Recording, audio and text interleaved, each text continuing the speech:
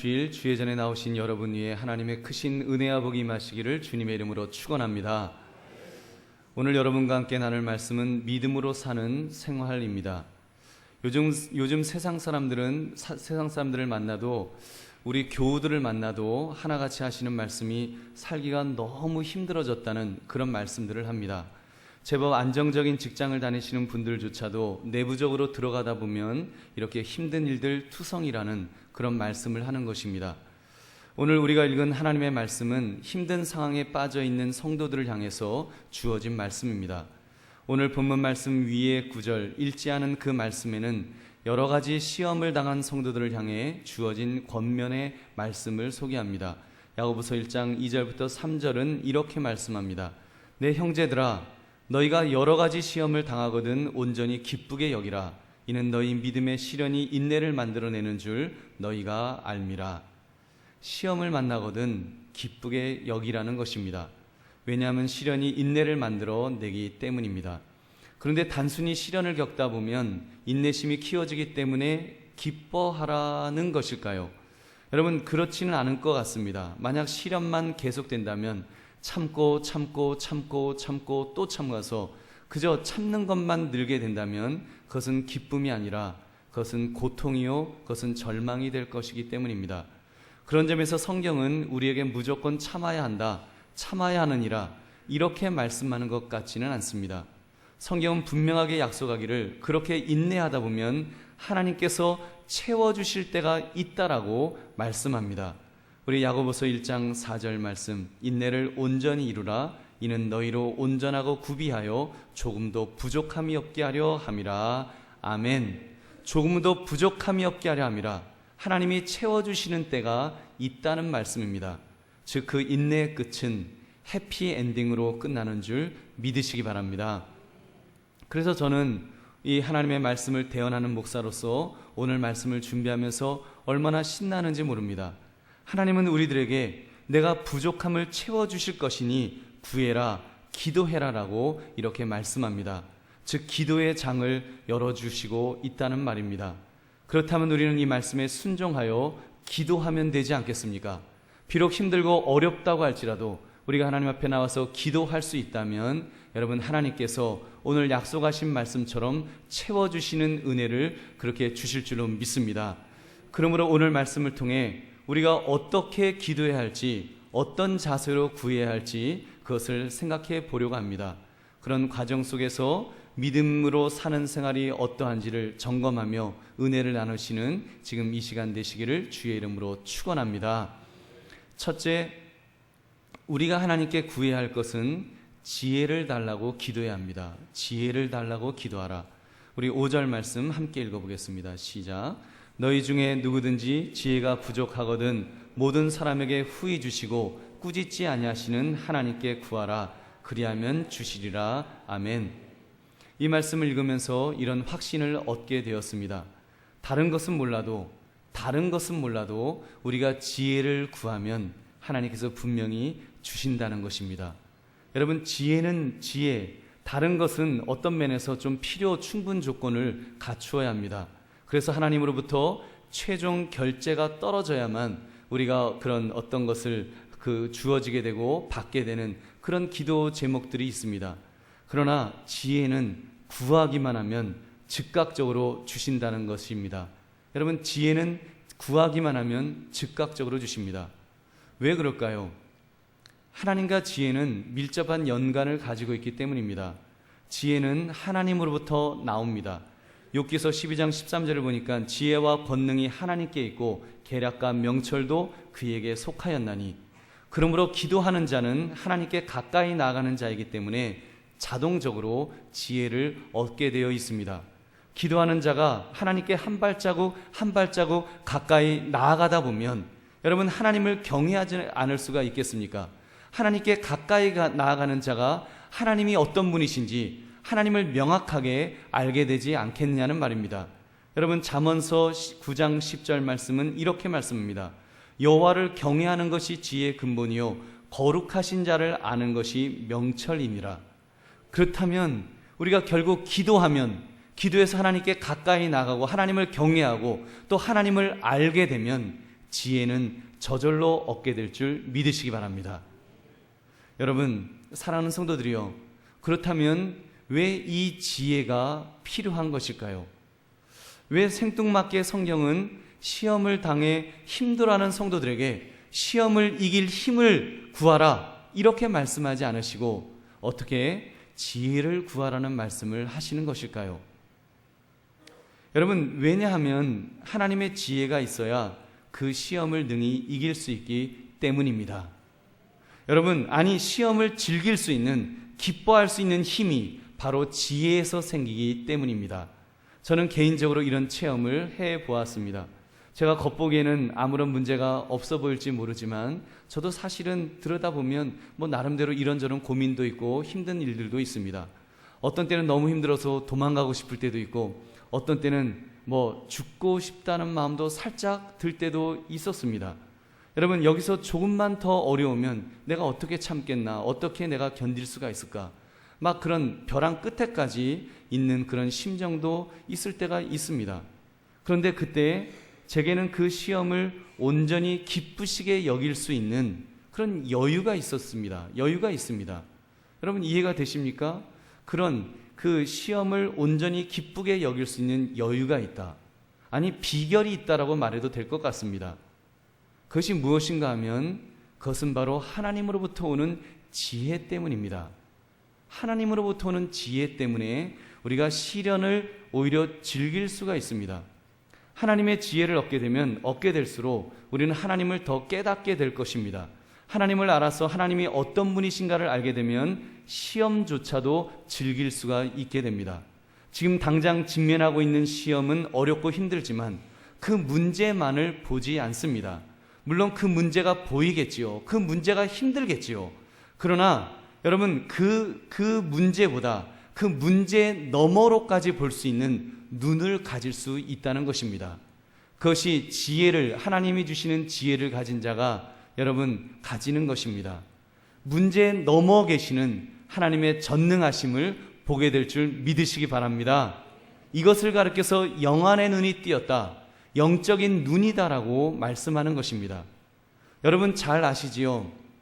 엘리사를 모시고 있던 종이 아람 군대가 엘리사를 죽이기 위해서 이렇게 포위하였습니다. 아침에 엘리사의 종이 그 문을 열면서 딱 보는데 아람 군대가 시퍼런 칼을 들고 막 서 있는 것입니다. 하면서 어찌하리까, 이제 죽었습니다. 절망하고 두려움 속에 빠져 있었을 때 옆에 있던 엘리사 선생님은 싱긋빙글에 웃었습니다. 오히려 그 어려움을 그는 즐겼습니다. 그 종에게 말하기를, 야, 저기 아람 군대만 보지 마라. 아람 군대 너머에 있는 하나님의 군대, 나와 함께 하시는 하나님의 군대를 보라고 그는 그렇게 말합니다. 무슨 말입니까? 그는 하나님이 주시는 지혜가 있었습니다.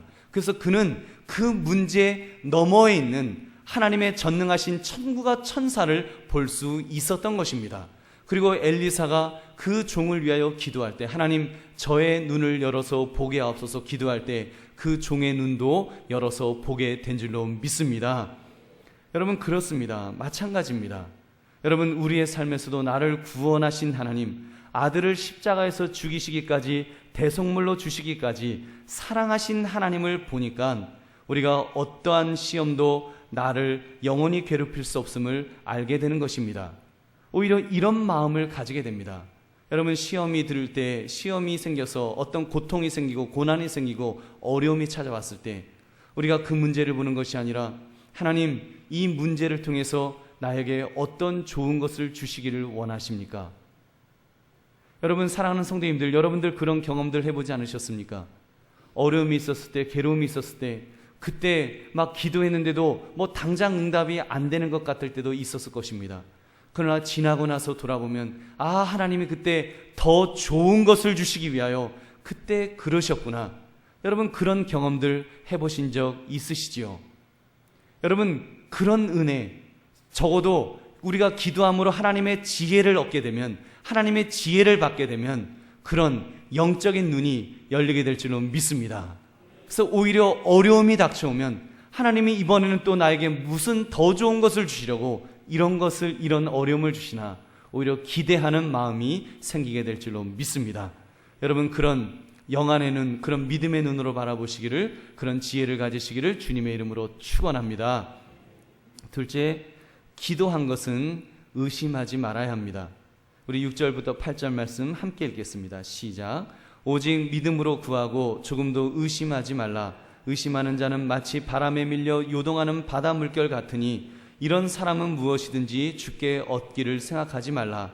두 마음을 품어 모든 일에 정함이 없는 자로다. 아멘. 여러분, 의심을 다른 말로 하면 두려움이라고 말할 수 있습니다. 과연 내 삶이 긍정적으로 풀려갈 수 있을까?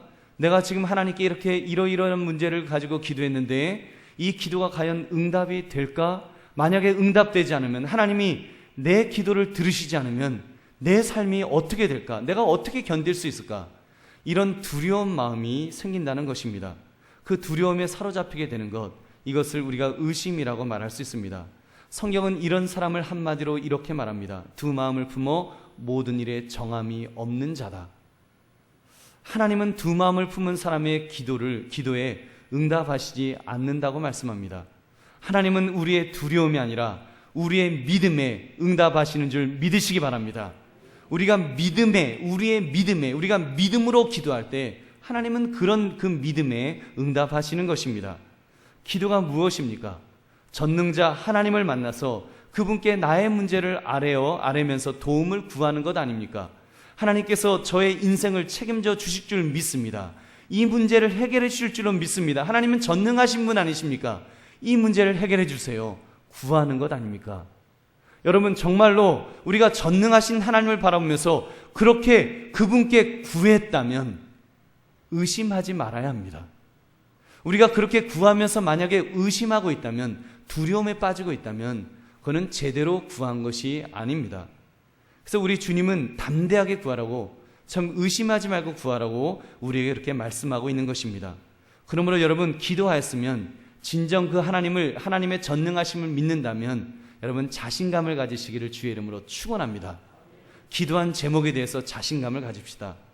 어떤 분은 이렇게 말씀하실 것입니다. 목사님, 자신감을 가지려고 해도 자꾸 나의 마음이 위축됩니다.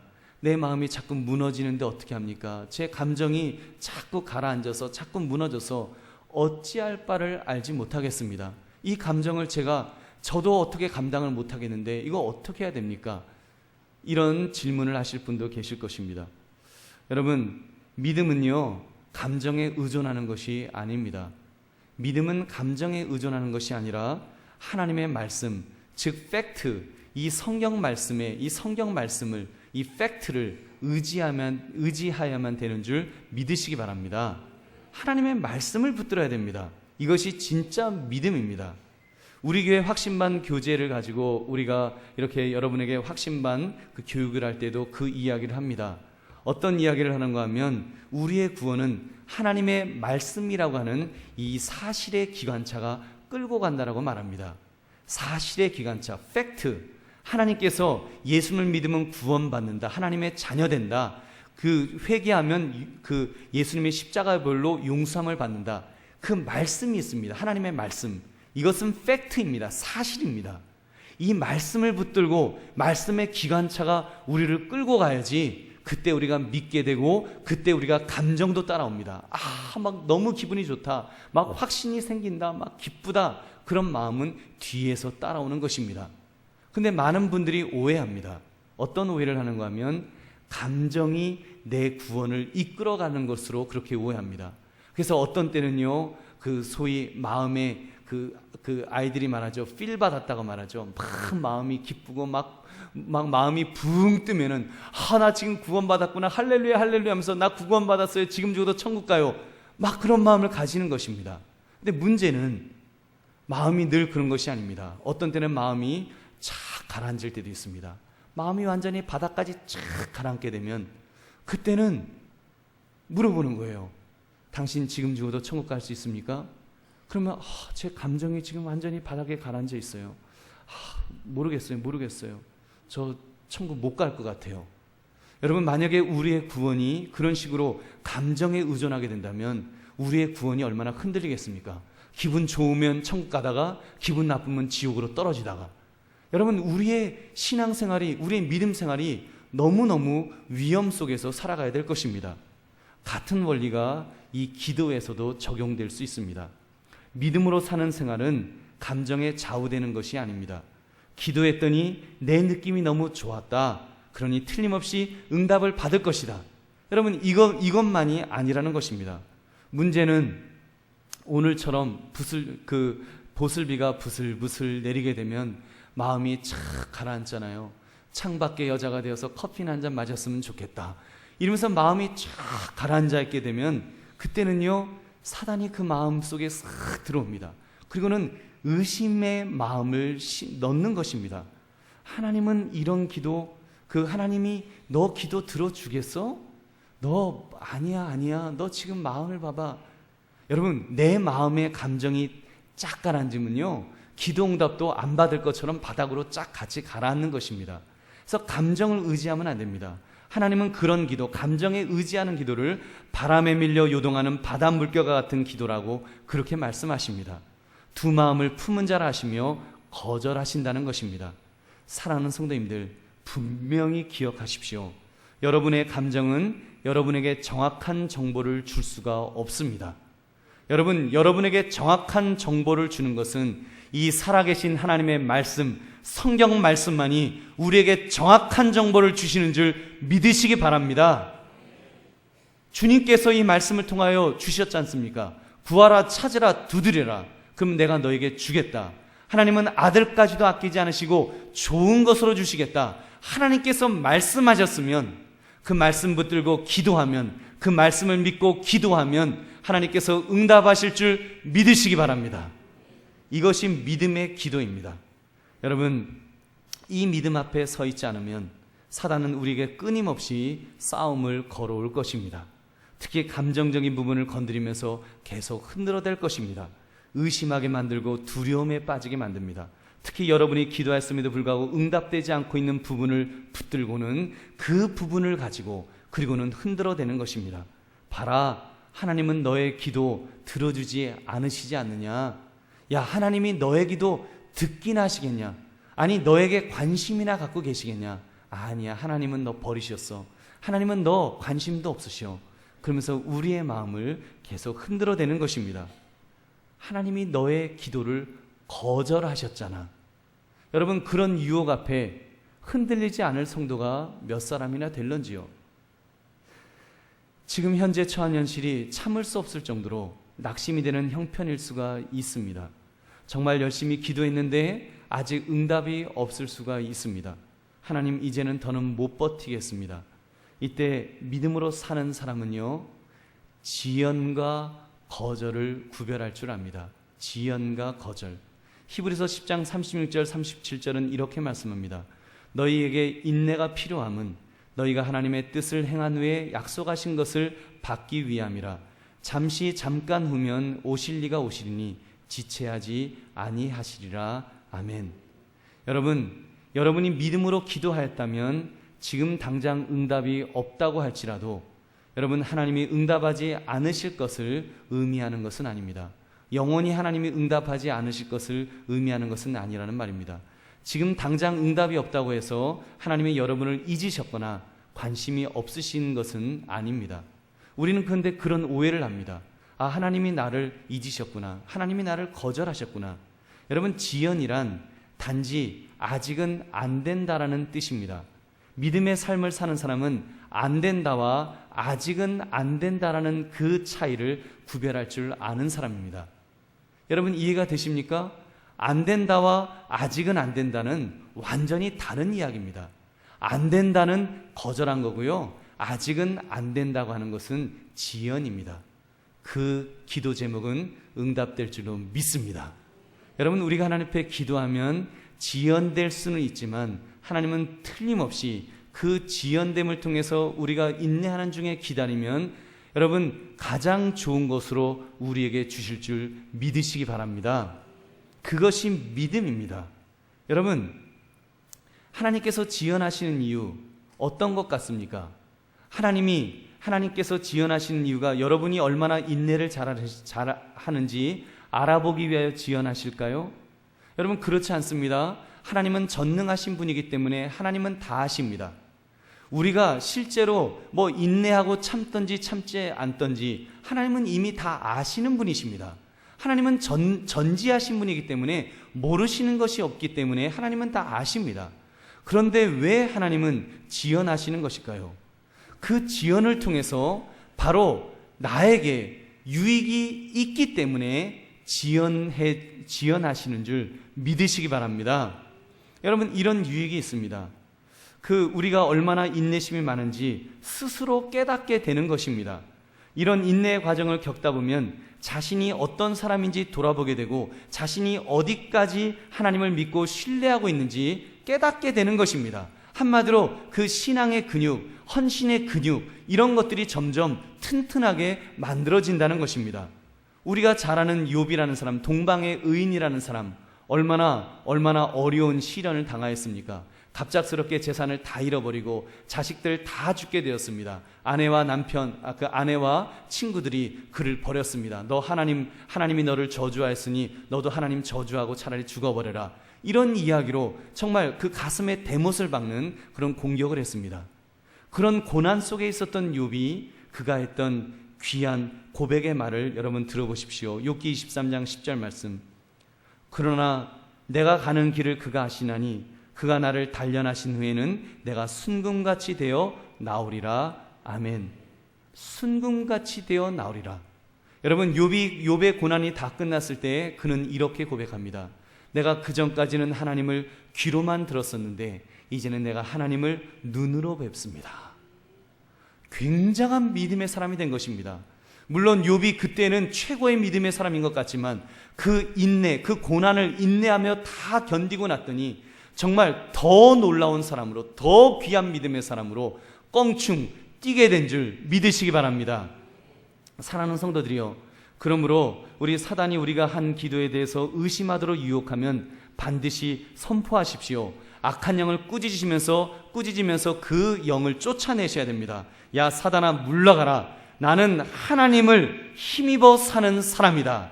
나는 하나님을 힘입어 사는 사람이라고 분명히 고백하시기 바랍니다. 사도행전 17장 28절 후반부에 보면 우리가 그를 힘입어 살며 기동하며 존재하느니라. 아멘. 하나님의 사람, 믿음의 사람은 하나님의 힘을 힘입어 사는 사람입니다.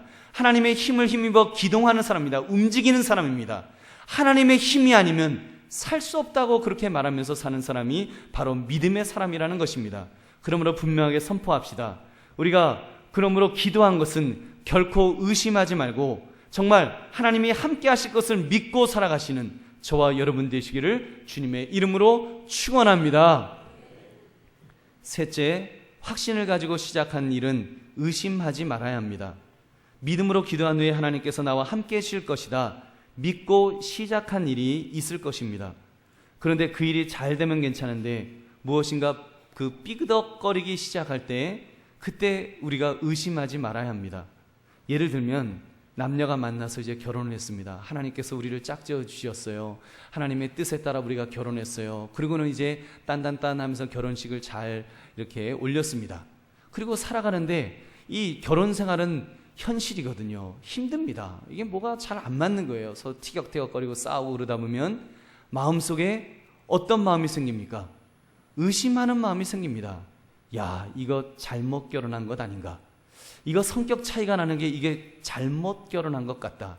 내가 잘못 선택한 것 같다. 이런 마음이 들 때가 있습니다. 따라 하시기 바랍니다. 그런 의심은 마귀가 주는 것이다. 믿으시면 아멘 하시기 바랍니다. 여러분, 그건 마귀가 주는 것입니다.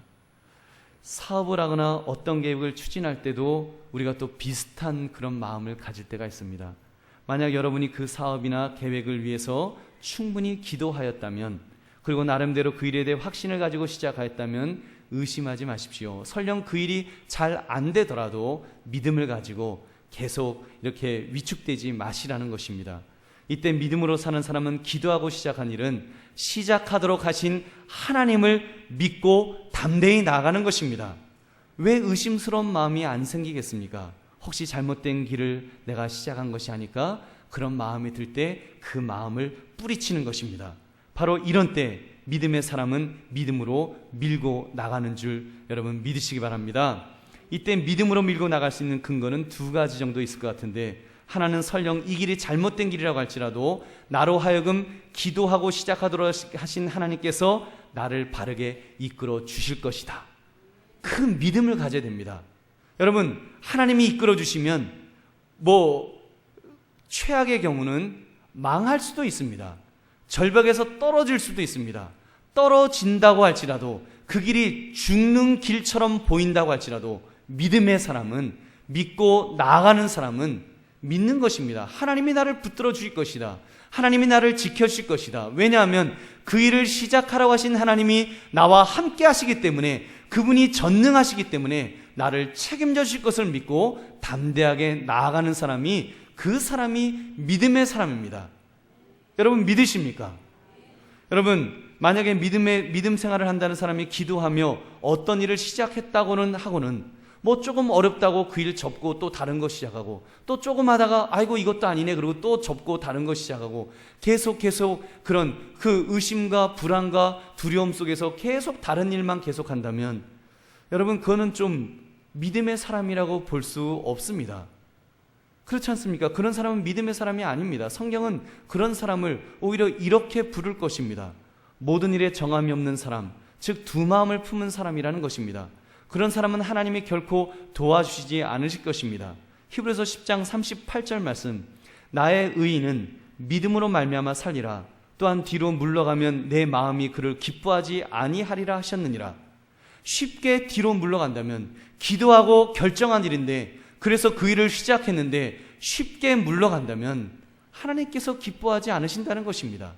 하나님이 그만두라고 하시기 전까지는 여러분, 믿고 나아가는 자가 믿음의 사람인 줄 믿으시기 바랍니다. 여러분, 우리는 확신을 가지고 시작한 일은 그러므로 끝까지 밀고 갑시다. 어려움이 있더라도 밀고 갑시다.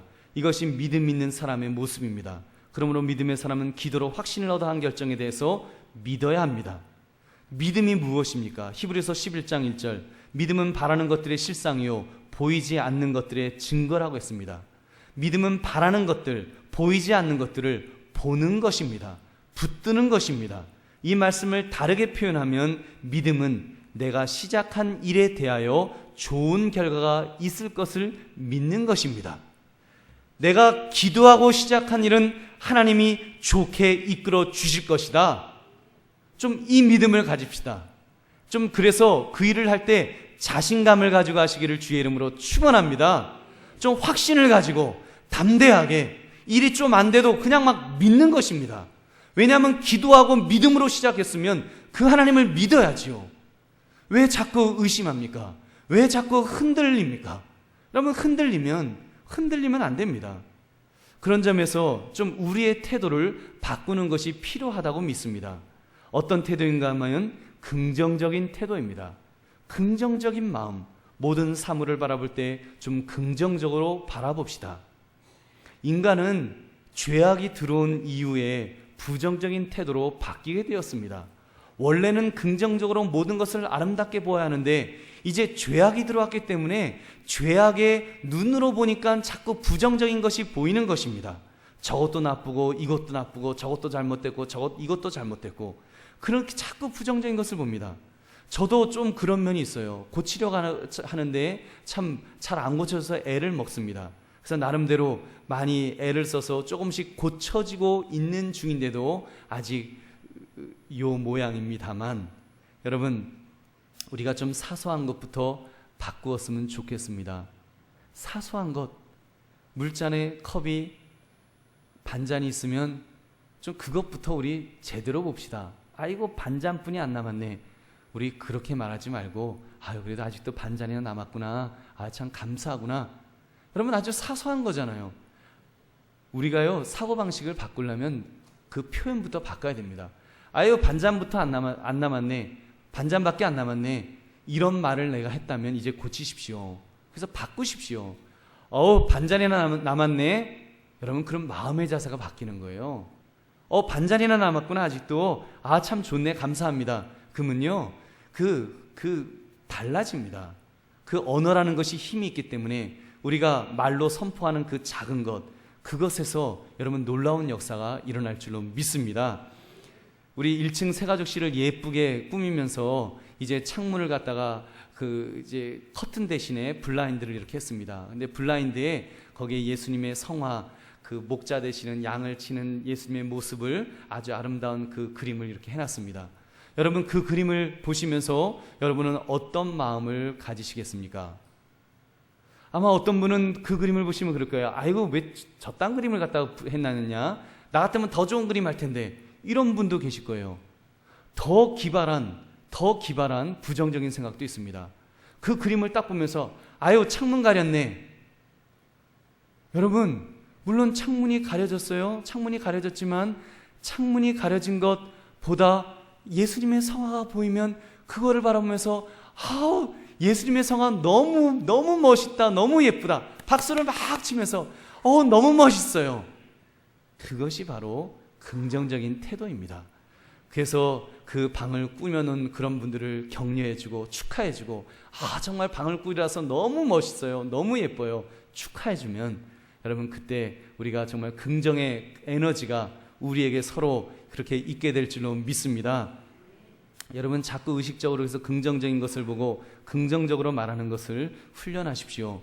그러면 내 의식 구조가 바뀌게 됩니다. 그래서 어떤 일을 할 때도, 기도할 때도 내가 기도하면 주님께서 응답해 주실 것이다, 이 믿음을 가지고 기도합시다. 여러분, 또 말씀을 드리지만 기도해놓고 부정적인 생각에 사로잡혀 있다면 무슨 소망이 있겠습니까? 기도해놓고 우리 그런 분은 없겠지만 혹시라도 이런 분 혹시 있지 않을까요? 아이고, 내 복에 무슨 용서하시고 들으십시오, 이런 말 있잖아요. 얼어 죽을 무슨 나 같은 사람이 무슨 응답을 받겠냐, 내 복에. 여러분, 만약에 우리가 조금이라도 그런 마음이 내 마음속에 조금이라도 있다면 우리 고칩시다.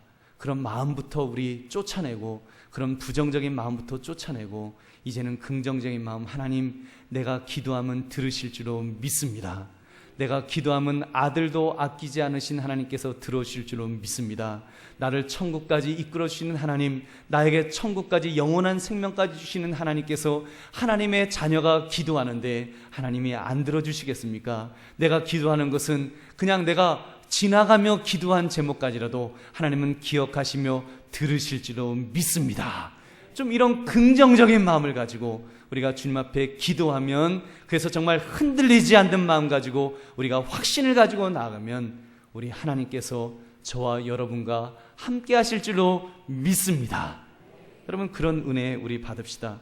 빌립보서 4장 13절 말씀, 내게 능력 주신 자 안에서 내가 모든 것을 할 수 있느니라.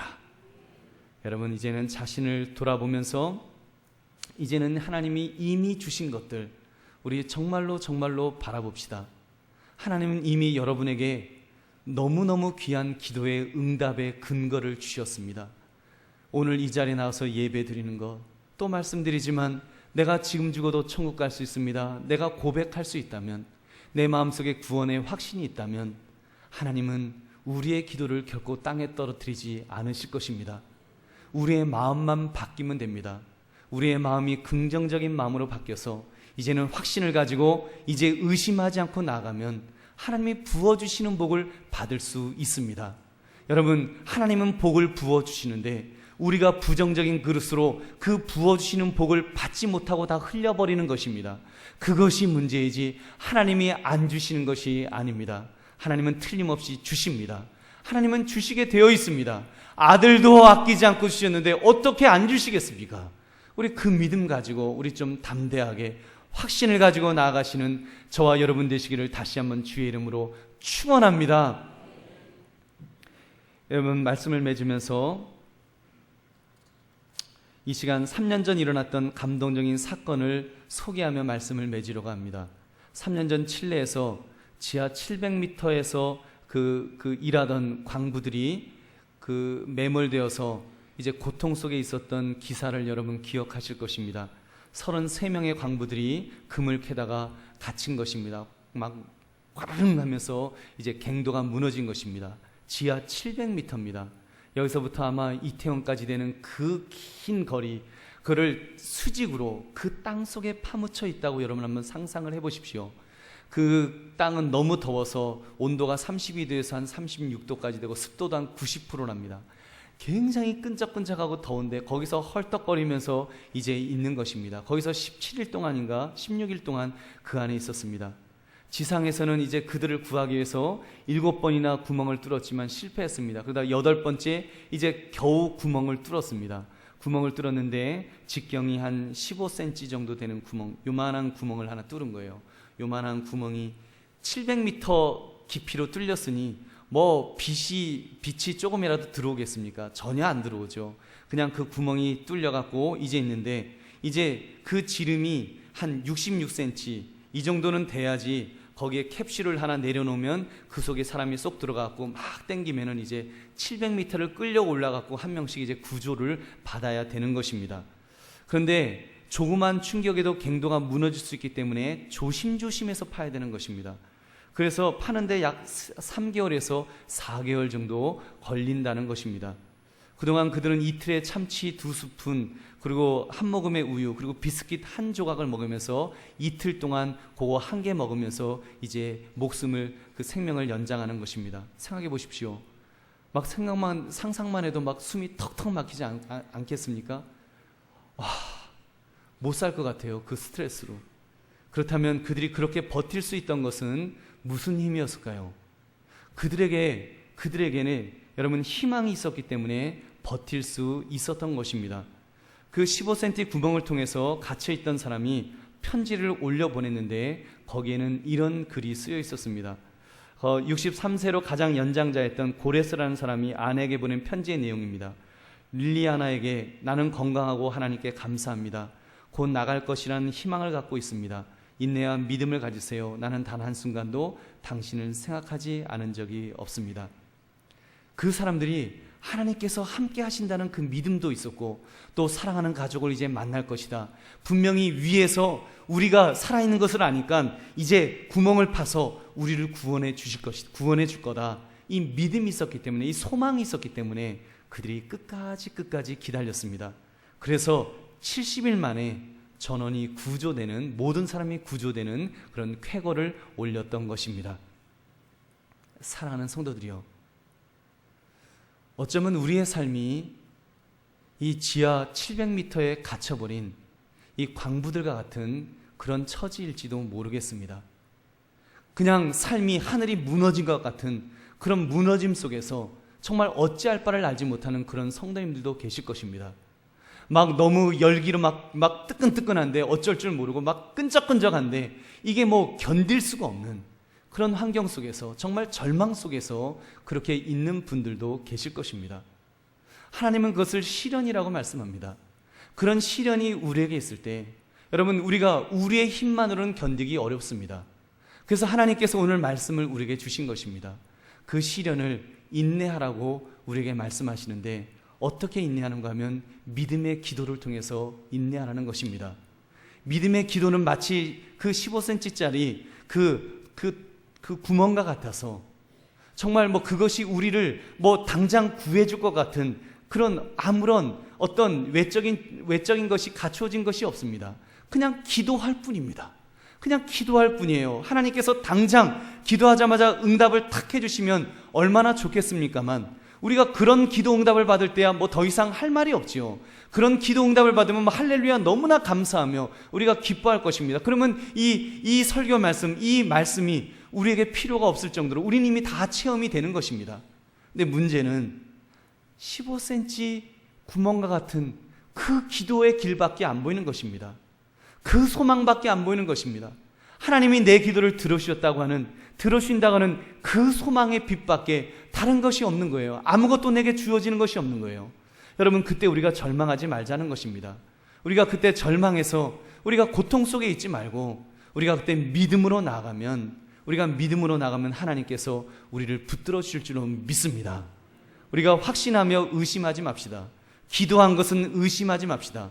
하나님이 나를 구원해 주시는데 참으로 나에게 영생까지 주시고 아들까지 아끼지 않으신 하나님께서 우리를 구원해 주시지 않으시겠습니까? 지금 하나님께서 거절하신 것이 아니라 지금 지연되는 것뿐입니다. 지연되는 것이지 거절이 아니라는 거예요. 여러분, 이 아까 조금 전에 말씀드린 광부들, 그들이 그 66일 동안 갇혀 있었기 때문에, 그 속에서 인내했기 때문에 그들이 구출받았을 때 얼마나 기뻐하며 감사했을까요? 그 신선한 공기를 마시면서, 그동안 그 수많은 날들 동안 신선한 공기를 마실 때 전혀 기쁨이 없었는데, 이 공기가 이렇게 감사한지 몰랐다. 그 가족들을 만났을 때, 그전에는 막 치고받고 싸우던 그 가족, 그 아내를 바라보면서 여보 하면서 안으면서 얼마나 기쁘고 얼마나 감사하겠습니까? 하나님은 우리에게 그런 은혜를 준비해 놓고 계시는 것입니다. 그래서 우리가 인내하며 믿음으로 나아가면 하나님은 틀림없이 그날을 우리에게 주실 줄로 믿습니다. 그래서 의심하지 말고 기도하라는 것입니다. 믿음을 갖고 기도하라는 것입니다. 하나님은 응답해 주시마라고 약속해 주신 것입니다. 사랑하는 성도들이여, 이미 우리에게는 기도를 통해서 15cm짜리 그 구멍은 이미 뚫려져 있습니다. 이미 하늘까지 뚫려져 있는 것입니다. 하나님이 아십니다. 하나님이 나의 기도를 아시고 나의 고통을 아시고 내가 지금 신음하는 소리를 하나님은 알고 계십니다. 이제 조금만 기다리면 됩니다. 믿음을 가지고 기도하며 기다리는 것, 이것이 우리에게 필요합니다. 하나님께서 인내하라고 말씀하신 것입니다. 여러분, 그 삶의 주인공은 바로 나입니다. 하나님은 이미 우리에게 구원의 손길을 뻗치고 계시는 것입니다. 이제 우리의 인내의 시간만 끝나면 하나님은 우리를 구원하여 주실 줄로 믿습니다. 그때 얼마나 감격이 있을까요? 그때 얼마나 간증이 있을까요? 저와 여러분이 앞으로, 지금은 어렵지만 우리가 인내하며 기도한 것들을 응답받으며 우리가 믿음으로 간증하시는 그런 날이 분명히 올 줄로 믿습니다. 그런 간증하시는 저와 여러분 되시기를, 그래서 믿음으로 인내하시며 믿음으로 기도하시는 저와 여러분 되시기를 주님의 이름으로 축원합니다. 우리 함께 기도하겠습니다.